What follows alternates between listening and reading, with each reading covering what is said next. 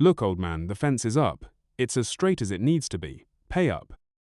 Arthur looked at the newly installed fence, then back at the burly installer, whose name tag read Hank. A deep sigh escaped Arthur's lips.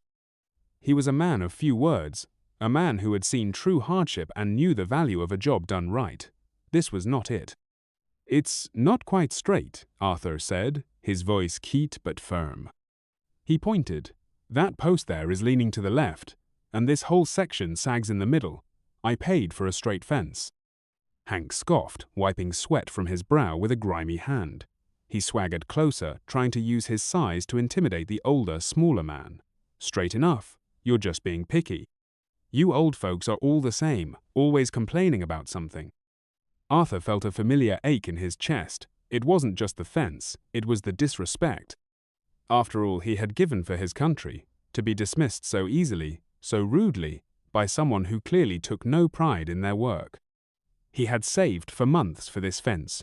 His small backyard was his sanctuary, a place where he grew tomatoes and roses, a place where he could sit and remember. He wanted it to be perfect, a small piece of order in a world that often felt chaotic.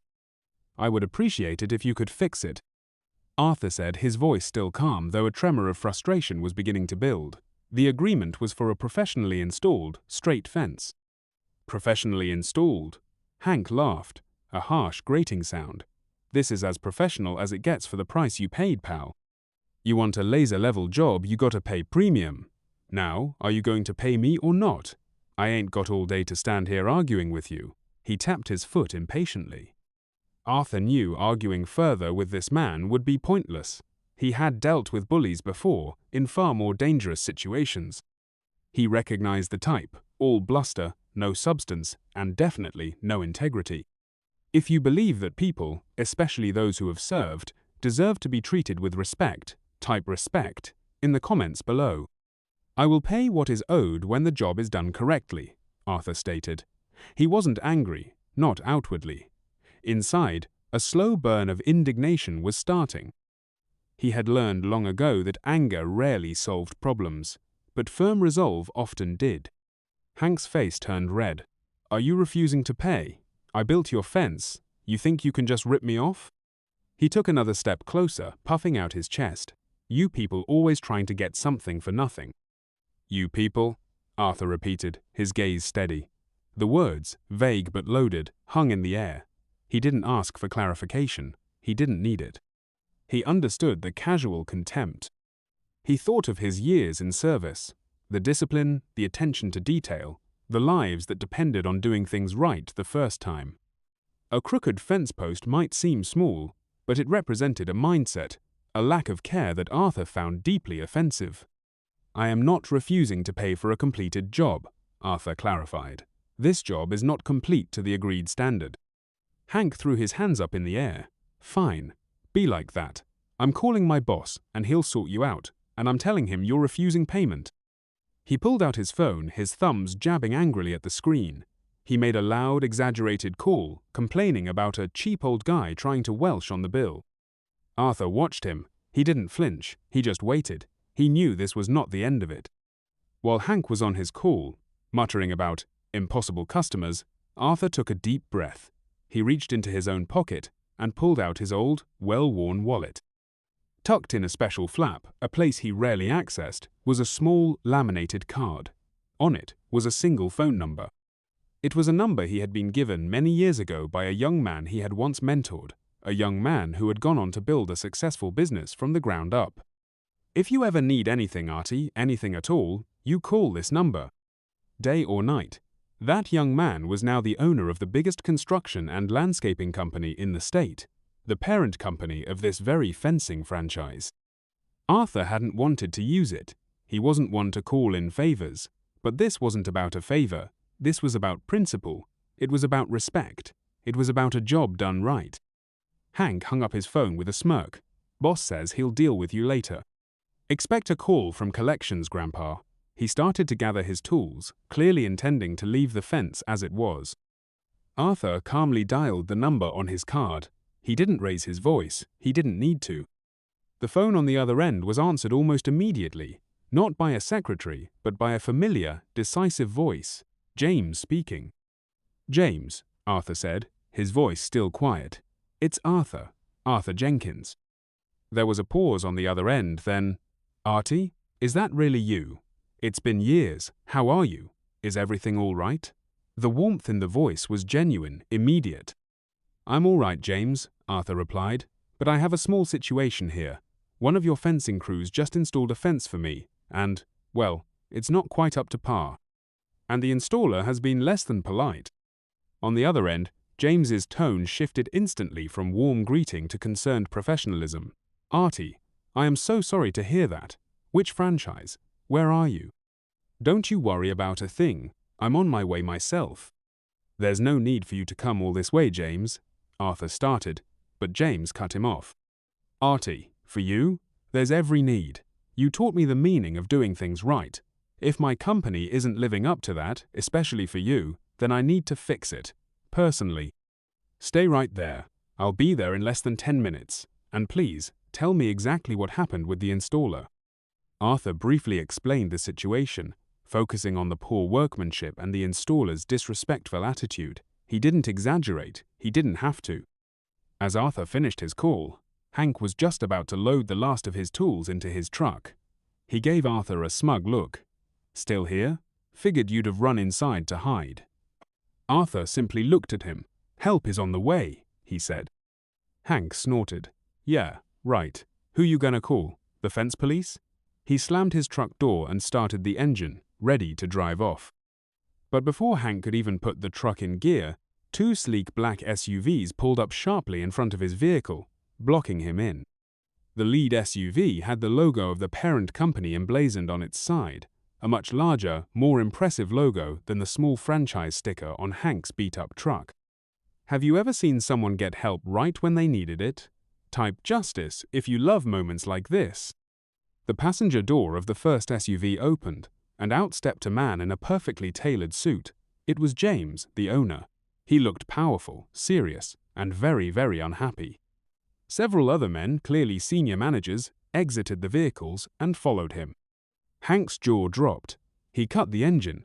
The smug look vanished from his face, replaced by a sickly pale confusion, then dawning horror. He recognized James. Everyone in the company knew who the owner was. James strode directly to Arthur, ignoring Hank completely for the moment. Artie, he said, his voice full of warmth as he extended his hand. It's so good to see you, though I wish it were under better circumstances. Arthur shook his hand. James, thank you for coming. James then turned his attention to the fence. His eyes, sharp and discerning, scanned the crooked posts and sagging line. His expression darkened. He ran a hand along a warped panel. He didn't need a level to see the shoddy work. Then he turned to Hank, who was now standing awkwardly by his truck, looking like a schoolboy caught cheating. Is this your work? James asked, his voice dangerously calm. Hank stammered. Yes, Mr. Thompson, sir. I was just finishing up. Finishing up? James repeated, an eyebrow raised. It looks to me like you were running out on a job poorly done, and after disrespecting a customer. A customer, I might add, who is a decorated war veteran and one of the finest men I have ever known. Hank's face went from pale to ashen. He looked at Arthur, then back at James, his eyes wide with panic. Veteran? I didn't know. He didn't say, should it matter? James cut him off, his voice like ice. Should you only do good work and be respectful if you know someone is a veteran, or a friend of the owner? Is that the standard we operate by now? No, sir. Of course not, sir. Hank babbled, wringing his hands. He was being picky, I thought. Picky? James looked back at the fence. He wanted a straight fence. That's not picky. That's the bare minimum of what he paid for. This work is disgraceful. It's an embarrassment to my company. James gestured to one of his managers. Get a new crew out here, top crew. I want this entire fence taken down and rebuilt. Perfectly. Today. No charge to Mr. Jenkins, of course. And a full refund of his deposit. The manager nodded quickly. Right away, Mr. Thompson. He was already on his phone, issuing orders. James then turned back to Hank. As for you, he said, his voice low and firm, your employment with this franchise, and therefore any association with my company, is terminated. Effective immediately. Hand over your company ID and any company property." Hank looked like he was going to faint. "But, sir, it was just one job, a mistake." "It wasn't just the job, was it?" James said, his eyes boring into Hank. "It was the attitude, the disrespect, especially to a man like Arthur Jenkins. We don't tolerate that here. My father served with this man. He saved lives. He built his life on honor and integrity, something you clearly know nothing about." He pointed to Arthur. "This man, Arthur Jenkins, isn't just any veteran. He holds the Medal of Honor. He's a hero. And you treated him like dirt over a fence you were too lazy or incompetent to build correctly." The other managers looked at Arthur with newfound awe and respect. Hank simply stared, his mouth agape, the fight completely drained out of him. He fumbled for his ID, his hands shaking, and handed it over. "Now," James said, his voice a little softer, as he turned back to Arthur. "Artie, I am profoundly sorry for what happened here today. This is not how we do business. Please, allow us to make this right." Within minutes, a new highly professional crew arrived. They were polite, efficient, and clearly skilled. They quickly began dismantling the crooked fence with apologies to Arthur. James stayed, overseeing the start of the new installation. He shared a quiet cup of coffee with Arthur on the porch, while the new crew worked with precision and care. They talked about old times, about James's father, and about the importance of doing right by people. Hank was escorted off the property by one of the managers, a clear message being sent.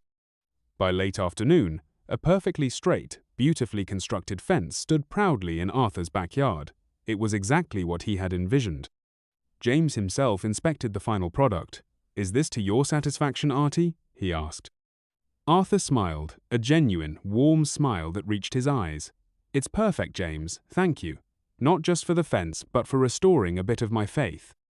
"No, Artie," James said, placing a hand on his shoulder. "Thank you. For your service, for your friendship to my family, and for reminding me what truly matters."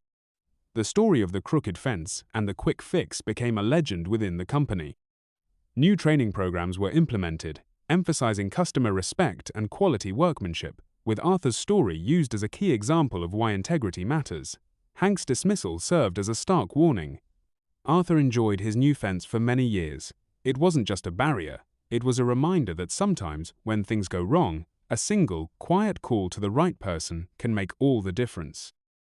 And that true heroes, even when quiet and unassuming, carry a weight of respect that, when revealed, can move mountains, or at least get a fence rebuilt properly. What do you think is the most important lesson from this story? Is it about respect for veterans, the importance of good work, or the power of connections? Let us know in the comments. Remember, true character is shown not by how loudly you shout, but by the quality of your actions and the respect you show to others, no matter who they are. If you believe that honor and integrity should always prevail, subscribe to our channel for more stories that uplift and inspire. And never forget the quiet heroes who walk among us.